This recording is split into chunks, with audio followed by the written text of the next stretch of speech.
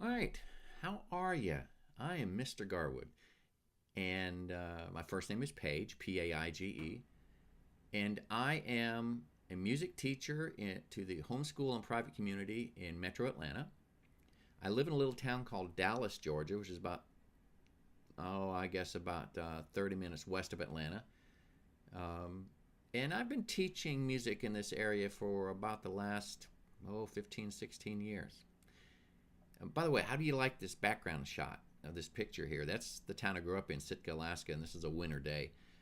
Uh, Gorgeous. A little bit more about me. I'm a graduate of the Armed Forces School of Music.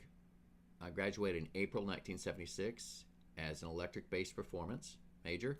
I graduated with a master education degree from Concordia University, curriculum and instruction, with an emphasis on instruction via the internet. I got that about 3 years ago. And just this last year, I graduated with a Master's of Fine Arts, an MFA, from the Vermont College of Fine Arts, music composition with an emphasis on medieval Renaissance choral music.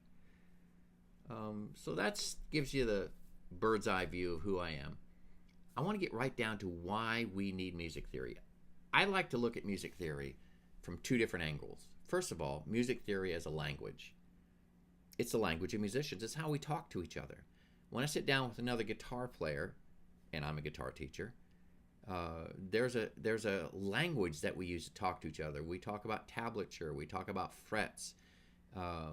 All these little things that guitar players know in order to speak to each other. It's all music theory. It's how we talk to each other.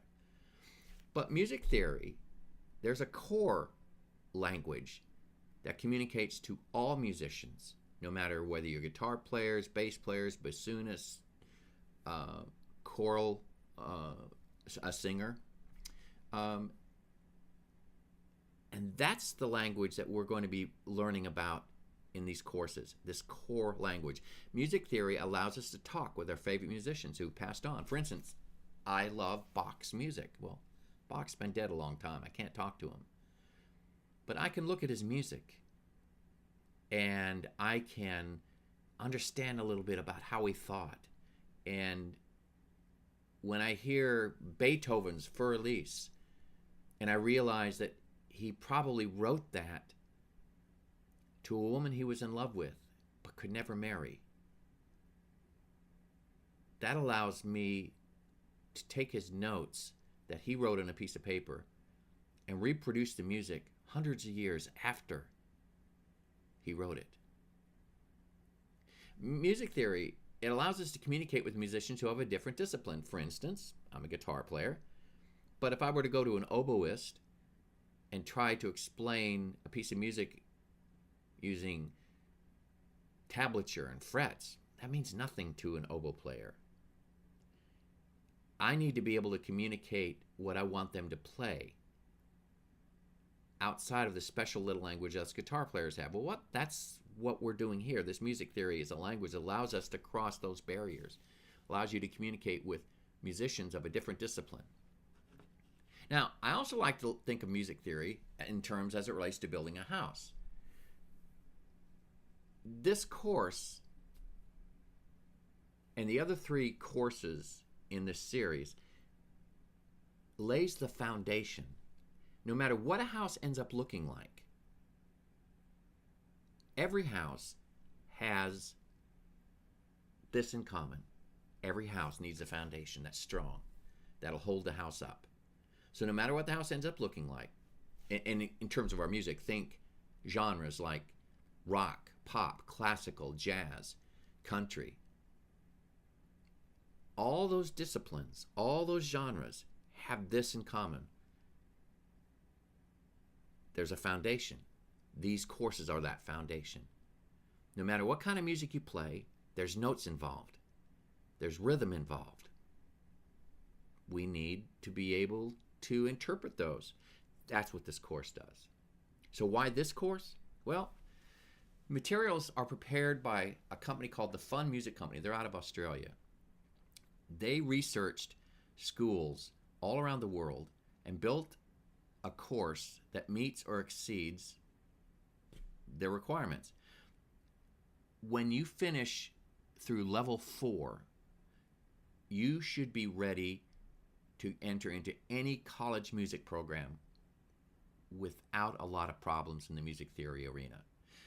I personally talked to different professors in different music schools in the Southeast, and they all tell me the same thing, that many of the students that enter into their music programs are talented players, but they fall down when it comes to music theory knowledge. Many musicians concentrate on becoming great players of their instruments and neglect the brain part of the process. So this takes care of that. These materials are proven. I've used them for the last 8 or 9 years in my personal classes that I've taught, and they're perfect. I love them. Now, the one thing this course won't deal with is ear training, and that's kind of hard to do. You need a personal teacher for that. But with the exception of ear training, these materials will meet or exceed state requirements for music theory in every state, for what every state expects a graduating high school senior music student to know. Now, let's describe the course just a little bit. It's worksheet driven. Student will complete approximately 4 to 5 worksheets each week. Student will scan and upload the completed worksheets to the private Schoology classroom. I will grade and post results at the end of each week, and there will be assessments and quizzes and a final exam at the end. Now, what topics are covered? Well, it's on one of these sides. Take a look at this, the contents page. We're going to learn about the staff, the treble clef, the bass clef. We're going to talk about the grand staff, basically what piano music looks like. We're going to talk about notes on the bass clef, notes in the grand staff, ledger lines. What do you do when you want to write music that's above or below the staff? There's going to be sharps and flats. We're going to acquaint you with the piano keyboard, half steps, whole steps. We're going to talk about major scales. We're going to talk about 3 major keys, C, G, F, and D. I guess that's 4 major keys. We're going to talk about what tonic is. We're going to talk about triads, arpeggios. That's section 1. Section 2, we start talking about rhythm. This is where we talk about measures, bar lines, and the different kinds of notes you'll see. Whole notes, half notes, quarter notes, eighth notes, sixteenths. You talk about whole and half rests, quarter rests, eighth and 16th rests. You can talk about dotted notes, complete measures with rests, adding bar lines. We're going to talk about how you subdivide measures up, rhythmic composition, and then the third section, terms and signs. These are the traffic cop rules that get you moving around the different pieces of music. Dynamics, Italian terms, repeats, da capo, more Italian terms, slurs and ties, legato, staccato, ostinato, and then section 4, music writing techniques, elements of music notation, note spacing, stems, beams, grouping of 8th notes and 16th notes. This is a complete little course. This level 1 covers a lot of territory, and it takes about 14 weeks for it to come to the end. And it starts on March 3rd, this class will, and will end on June 2nd. Now, what will the student need? Well, alongside a cheery attitude and an incredibly eager disposition to learn music theory, or maybe a moderate disposition towards learning music theory, you'll need about an hour a week to watch the videos and complete the worksheets. There is a video that accompanies each worksheet. You'll need the ability to download the worksheets from the Schoology classroom, print them out, and then to scan the completed worksheets and upload them back into the classroom on Schoology. You're going to need the ability to attend several video conferences held by me at points in the course. The first video conference will be on Friday, March the 3rd, where we will cover how to log in the Schoology website, how to walk through an overview of the course. Well, how to walk through. We're just going to walk through an overview of the course. We're going to review the syllabus, and we will cover my expectations for the students. So, in conclusion, I love music. I love music theory. I realize that not everybody's as enthusiastic as I am about it. However, this course is at the core of what anyone who wants to be a musician needs to know. No matter what you do in life, there's a core knowledge that you have to master if you're going to advance in your chosen field of study.